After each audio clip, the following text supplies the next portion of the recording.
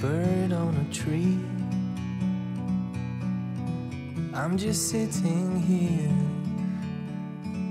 I got time. It's clear to see. From up here, the world seems small. We can sit together. It's so beautiful, you and me. We meant to be in the great outdoors, forever free.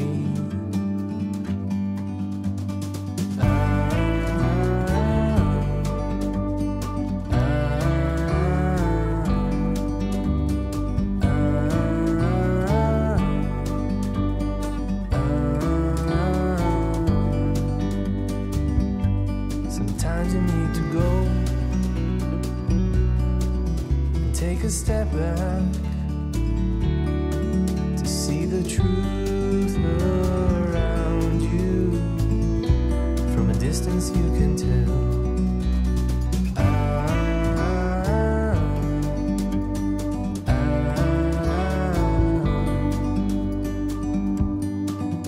You and me were meant to be outdoors, forever free. You and me, meant to be in the great outdoors, forever free.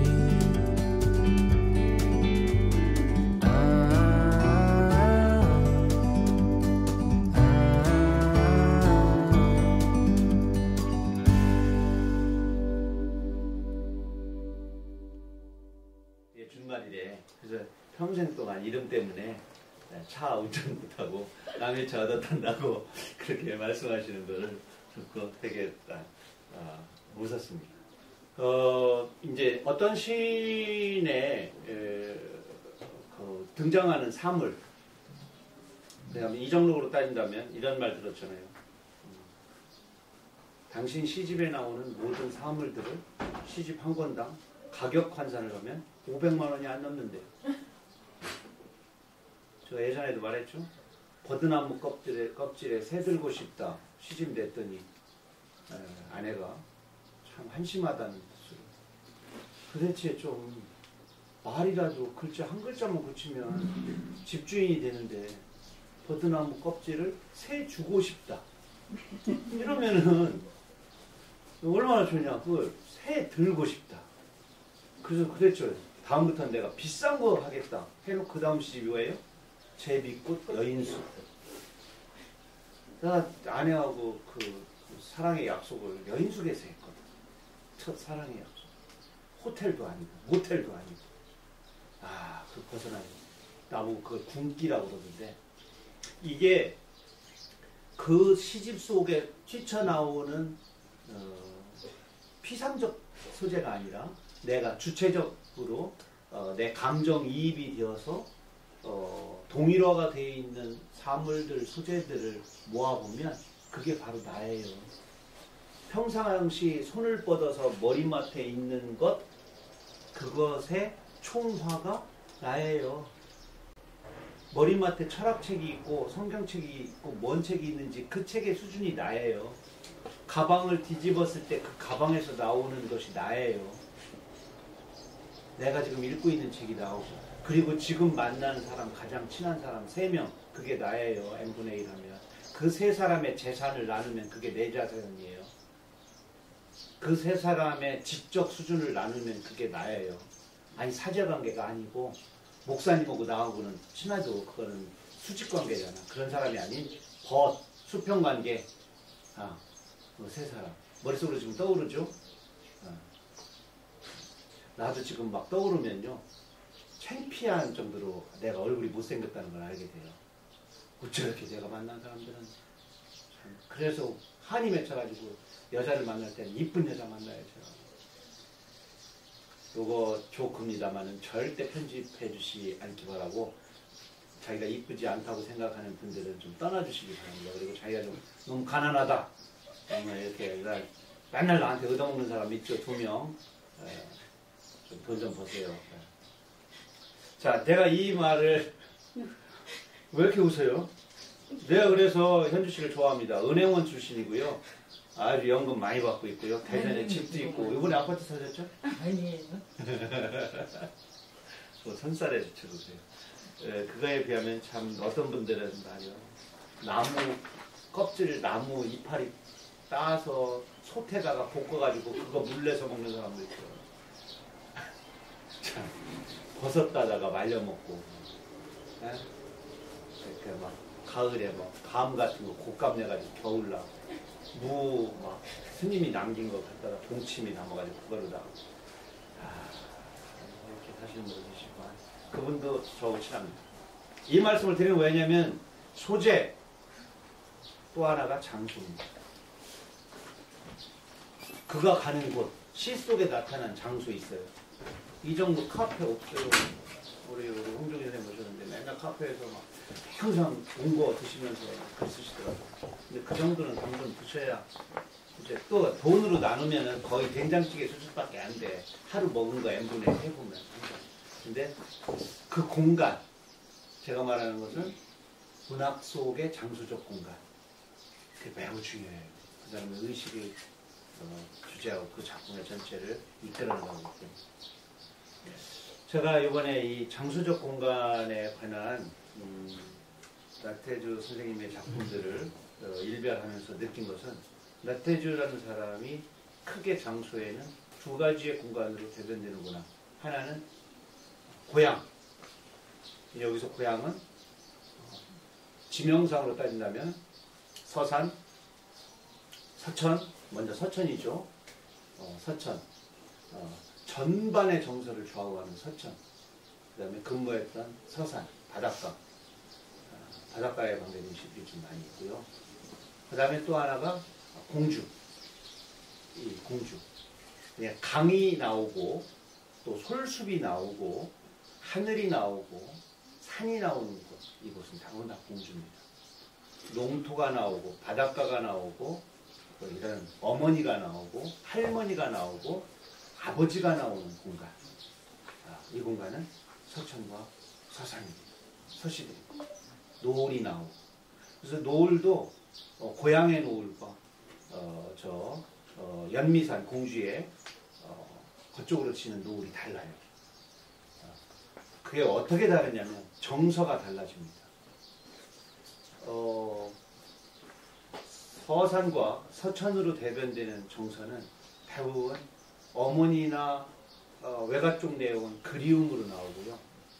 아버지로 표상되는 정서는 분노와 슬픔으로 나옵니다. 그것에 대한 기준점을 딱 잡아놓으면 그러니까 연인, 사랑스럽다, 배려, 감쌈, 또 맑음, 깨끗함, 친구, 우정, 이런 정서들은 공주를 기반으로 한 정서들이 많습니다. 분노와 애상은 고향에서, 그곳에서 왜 실패한 아버지, 농사를 짓는 실패한 아버지, 그리고 실패한 아버지를 둘러싼 외가 쪽, 또 아버지의 친구들, 그쪽의 정서들이 그러한. 그래서 시골의 지긋지긋한 실패만 계속되는 농촌의 정서를 이겨내기 위한 방법이 하나가 좀 시골을 떠나버리는. 그래서 한편으로 나태주가 말하는 서울이라는 공간이 이제 또 다음에 나오게 되는데, 서울이라는 공간에 대해서는 막연한 어떤 배척, 동경, 또 이런 것들이 또 양가적으로, 이 양가적이라는 얘기는 가고 그리운 곳이기도 하고 가고 싶은 곳이기도 해요. 왜? 시골을 벗어나면 도회로 가야 되니까. 그러면서 한편으로는 반대로 그들이 싫고 미워, 농촌에 피를 빨아서 농촌의 반딧불을 모아다가 그곳에 오색찬란한 화려한 조명을 만들었다라는 어떤 극단의 극단으로 생각하는 잠재 의식이 있어요. 이 의식은 피해 의식이기도 하고 양가적이기도 합니다. 가고 싶은 곳이면서도 미운 곳이기도 한 이러한 서울의 정서를 가지고 있는 게 나태주의 내면적 정서입니다. 어떤 시인의 내면적 정서를 말할 때 그가 가지고 있는 장점뿐만 아니라 그에 가지고 있는 어떤 그럴 수밖에 없는 성장 배경마저도 짚어야만 그 사람의 시를 명확하게 닿을 수 있다고 생각을 해요. 이 자리가 오늘은 나태주 선생님의 이제 이야기를 듣는 또 강연을 듣는 자리여서 그분이 가지고 있는 많은 우리들의 아름다움, 또 감동, 작은 것들에 대한 애착, 동행, 배려, 겸손 이런 것들을 이따 우리가 마음껏 경험을 하겠지만 그 이전에 그가 이런 근원적인 내면의 억하심정도 있구나라고 하는 것들을 알고 접근해 들어가면 좀 더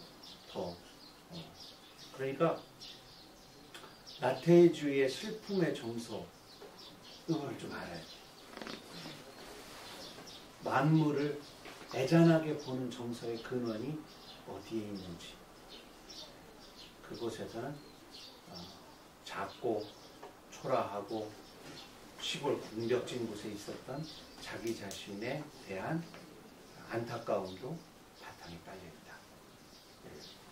나태주가 만약 부유한 집안에 키가 훤칠한 키에 서울에서 자랐는데 감상적인 어떤 지금의 서정적인 모습만 갖고 있었다면 또 다른 세계를 노래하게 하겠죠.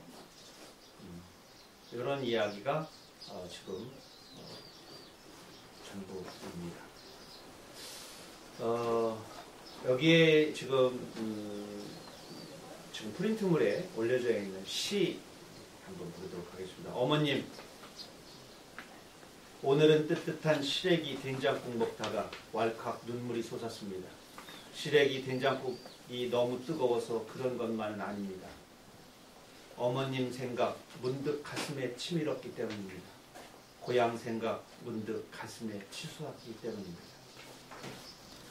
나태주의 초기 대소발에서부터 초기 시의 많은 부분, 특히 또 내가 간절한 것에 대해서는 절대 짧지 않습니다. 나태주 씨는 긴 게 참 많아요. 많은데 짧은 시가 노래되어지고 유행하고 회자될 뿐이에요. 자, 선생님 제가 들고 있는 책 하나는 작은 것들을 위한 시라고 하는 책입니다. 이건 BTS의 노래 해설집이에요. 신기하죠. 여기 뭐냐면 BTS의 영어 노래들에 대해서 산문으로 풀어낸 책들이에요. 대단히 나태주의 근자에 이뤄낸 성취 중의 성취입니다. 시집이 아니고 성취 중의 성취. 노랫말, 영어로 된 거 다 번역되어져 있는 것들을 다 산문으로 읽으면 갑자기 나태주가 BTS 그것보다 더 높아지는 느낌을 받을 수 있어요. 또 좋은 날에 하자. 제가 근자에 읽은 나태주 시집 중에서 제가 좀 좋게 읽고 책을 선택해서 송이껏 만들었다. 제 머릿맡에 한동안 놓여있는 지금도 간혹 펼쳐졌습니다.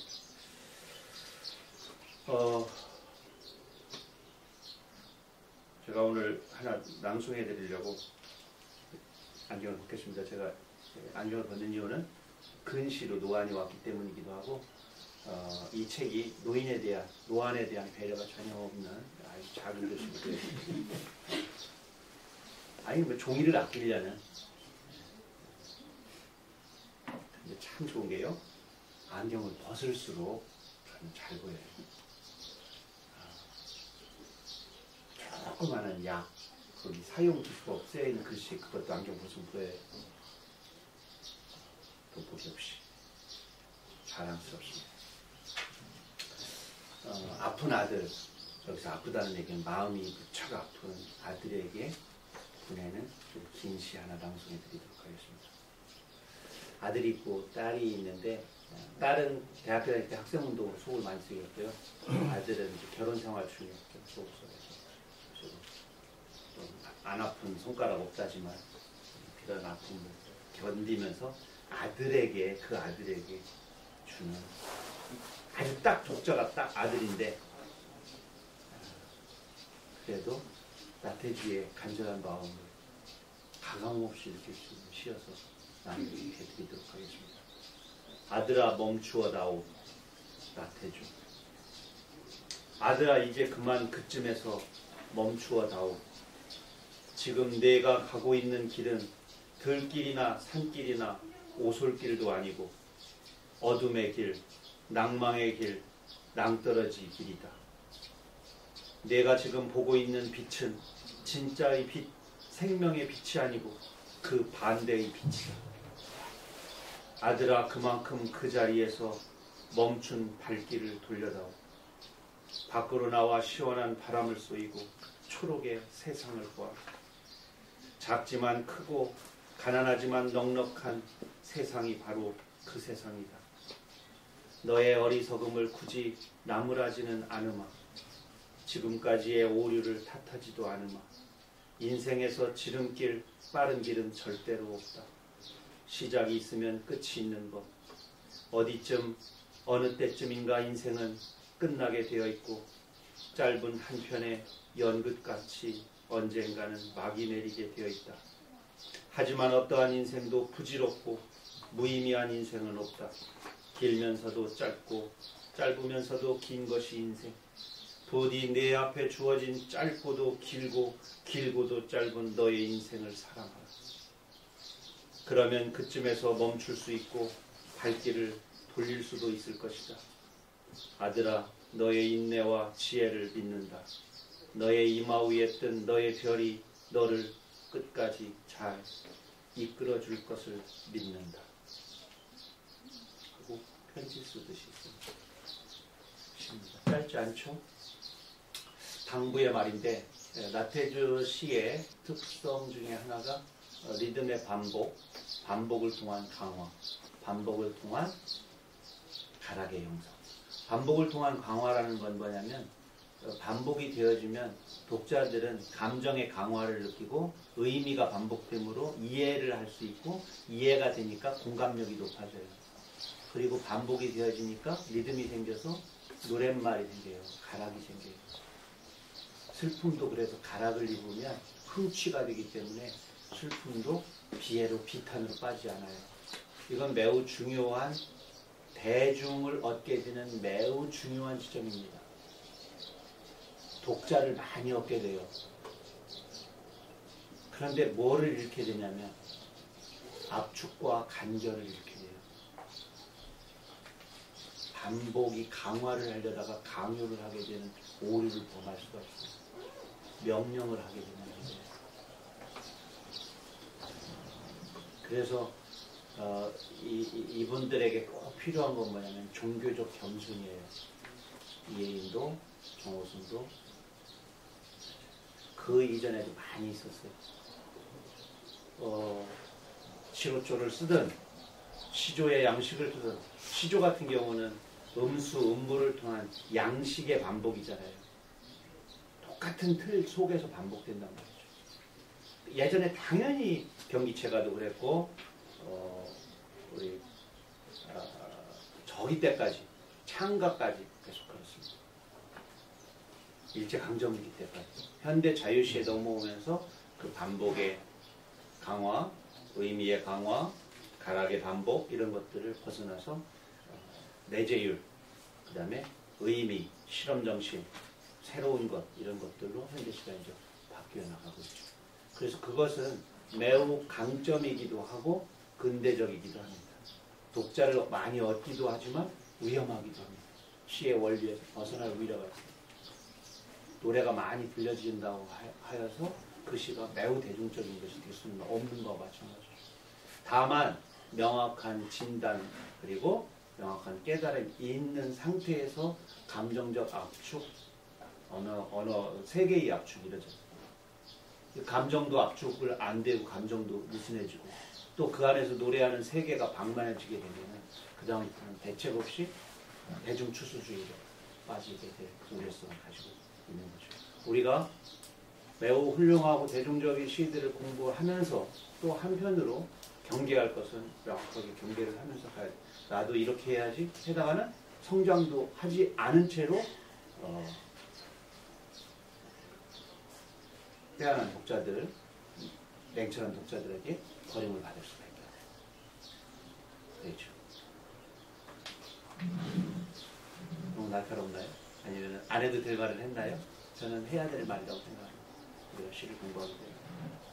이거는 어떤 분, 그 구체적으로 이름을 대서 어떤 분들에 대한 평가가 아닌 어떻게 우리가 공부해야 되는 입장의 선배 시인에 대한 마음의 태도, 접근법 그렇게 생각을 하시면 되겠습니다.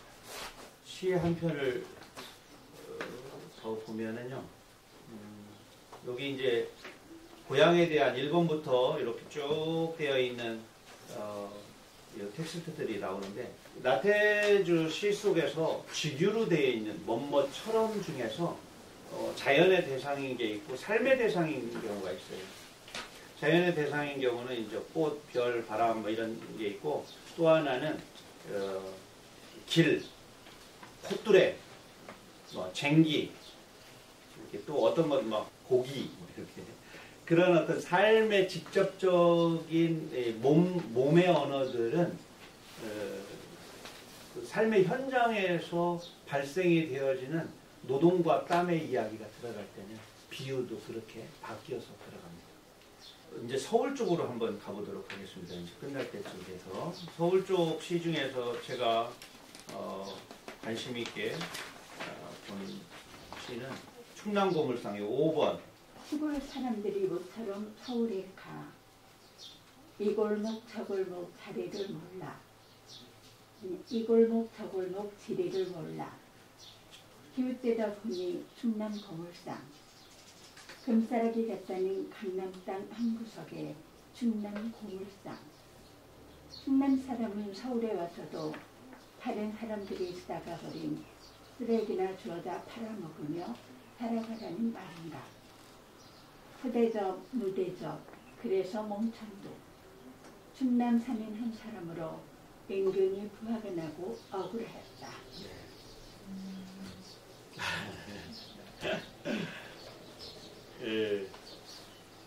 이렇게 어떤 감정이 느껴지는 그런 시였어요. 이것에 대한 이제 어떤 시적 화자가 가지고 있는 분노, 여기 쓰인 시어들 뭐 후대접, 무대접, 막 쓰레기나 주워다 팔아먹으면 막 이런 시들을 보면서 나태주가 지금 근자에 보여주는 어떤 직자성, 어떤 대상에 대해서 현실을 그대로 끄집어내서 기자처럼 사진 찍듯이 거기에다가 자기의 그 정제되지 않은 감정들, 거친 감정들을 그대로 넣어서 이렇게 하는 시들을 굉장히 많이 못 보게 되잖아요. 근데 실제적으로 시를 편집할 때 이 뒷부분으로 이렇게 가서 중간중간에 보면 그런 시들이 많이 들어있어요. 그래서 바라보는 견자로서의 나태주가 아니라 생활하는 생활인으로서의 몸의 언어를 가지고 있는 나태주도 동일하게 우리가 읽혀져야 되는데, 이 방송이라고 하는 매스미디어나 SNS에서 떠돌아다니는 나태주는 나태주의 일부분만을 이렇게 보여지게 되고, 또 80년대에 이미 답을 내려놓은 시각에서 80년대, 90년대 생태로 넘어가서 똑같아요. 이미 답을 내려놓은 상태에서의 나태주를 바라보면 나태주는 언어에 빠져있고 서정에 빠져있고 풀꽃에 빠져있는 작은 시인으로 전체를 못 보는 거죠. 그가 가지고 있는 현실 참여적인 요소 또는 그 시대를 바라보는 나태주로서의 깨달음의 생활 속의 눈, 이런 것들이 오히려 축소되었거나 아니면 삭제되었거나 하는 부분들이 분명코 있다. 비교해서 김남주에 비교해서 또는 무슨 신경님에 비교해서 누구를 비교해서 나태주는 그런 부분이 약하다는 있지만 시 속에 이것만 있어는 절대 아니라는 거죠. 초기 시에도 그렇고 현재의 시에도 그렇고. 그렇게 편벽되어 있는 어떤 시선이나 이미 어느 한쪽 면만을 보면서 그의 전부를 본 것으로 평가되는 것이 답으로 굳어져 있는 지점에 대한 부분은 후학들의 연구가 좀 필요하다고 생각합니다. 이를테면 나태주의 시 속에 나타난 현실의식과 리얼리티 연구라든가 또 이 장소와 소재, 제재들이 가지고 있는 삶의 태도의 문제라든가 이런 부분들에 관한 논문들은 외려 많은 부분 놓쳐버리고 뭐 나태주의 시에 뭔 연구할 게 있겠어? 뻔한 얘기 아니야? 이러면서 많은 논문을 또 없게 되는 뭐 모르는 구석이 있어야 연구를 하지 너무 쉽지 않아? 라고 그러는데 그렇지 않은 부분들을 잘 잡아내서 연구를 해야 된다고 생각해요. 이를테면 예전에 저는 박용래 선생님을 공부하면서 박용래 선생님한테 꼭 쓰고 싶은 논문이 그거였어요. 상처적 공간 연구라는 제목으로 저는 쓰고 싶었는데 박용래의 시집 속에 나오는 모든 소재들은 다 눈물 주머니란 말이죠. 상처의 피고름 주머니란 말이죠. 그래서 이 소재에 왜 꽂혀서 왜 여기에다가 펜을 댔는지에 대한 명확한 그 장소의 상처성에 대한 연구가 안 돼 있는 거죠. 그런 부분들이 충남을 터반으로 두고 있는 시인들이 더 많이 한성기 시인도 그렇고요. 광용래 선생님도 그렇고 그래서 그 애잔한 슬픔 그 현실에 대해서 소외된 자의 눈 크게 외치지 못하고 속으로만 삭혀야 됐던 어떤 정서적이든 아니면 개인의 성정에 관한 문제든 이런 분노는 표출하는 분노만 분노가 아니라 내재에서 웅크려져서 표출하지 못한 분노도 존재하는 분노니까 그것이 언어로 어떻게 바깥으로 나오게 되었는지에 대한 세밀한 탐색이 후학들한테 좀 필요하지 않을까. 그래서 박수를 치고 입에 오르내리는 많은 유명한 시인들을 더 많이 오르내리고 나태주 선생님 이불을 통한 이 강연을 통해서 세상에 드러내는 것만이 주가 되어져 있는 이를테면 조금 소모적이나 인기 쪽에 되어 있는 나태주를 밑받침할 수 있는 연구적인 학술적인 체계화되는 그런 어떤 서성적인 측면도 함께 나아갈 때 우리의 그 소중한 나태주라고 하는 자산이 더 올곧게 자리매김이 되어지지 않는가 이런 생각을 했습니다. 선생님, 네. 여기 여기 4번 있잖아요. 네네네. 4번. 거기 아래쪽에 그 사진 중에 연지치란 입설이 근데 입설이 원래 맞는 거예요? 입술이겠죠. 입술? 네. 입술을 오타예요? 오타인지는 잘 모르겠습니다. 제가 원문 대조를 요걸 못 해봤습니다. 네. 혀설자도 있으니까 본래 시골에서 입술을 술로 안 하고 혀설자를 설로도 쓰는 동네 말이 있는지는 잘 모르겠어요. 그래서 이게 오타인지 아닌지 제가 논문에서 이렇게 옮길 때 이렇게 돼 있는 학위 논문에서 옮긴 거거든요.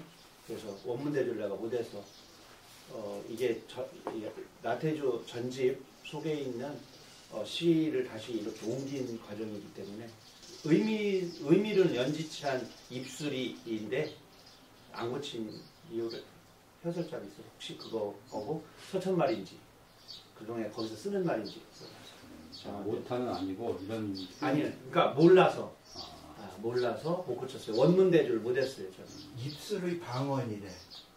그게 입술 여기 찾아보니까 입설이라는 게 입술의 방언. 그러면 이대로가 맞습니다. 이대로가 맞. 할머니들이 입설 했던 것 같아요. 할머니들이. 할머니들이. 네, 다시 정정. 그러면 그대로 말해요. 이거는 그대로 쓰신 거고 할머니들은 입설이고 이게 이제 우리들은 입술입니다.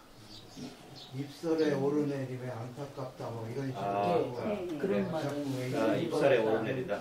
그러면 이대로 놔야 될 것 같습니다.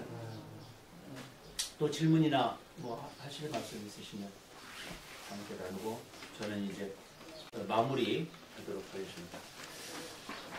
나태주 시에서 풀꽃과 노을과 염소로 대변하는 작은 것들에 대한 애착만을 강조하면 생활인으로서 현실 의식이 빈약하고 시대 정신이 모자란 시인으로 인식될 우려가 있다. 그는 분노와 눈물과 삶의 아름다움을 보듬고 위로하는 따스한 시인이다. 외치고 물리치는 주먹이 아니라 감싸고 보듬는 품의 시인인 것이다. 이상으로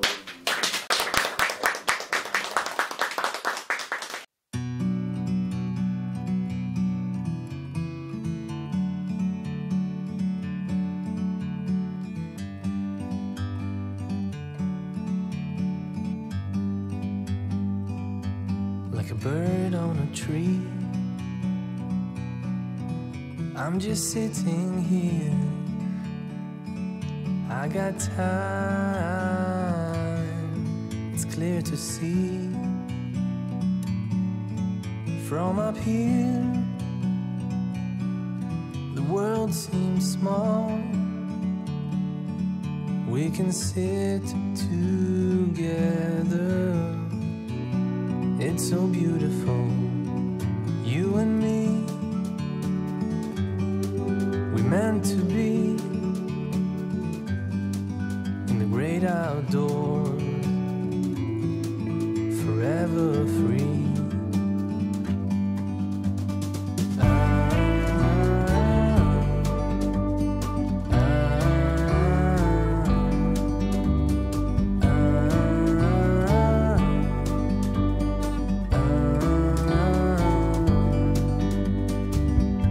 Sometimes you need to go and take a step back to see the truth around you. From a distance you can tell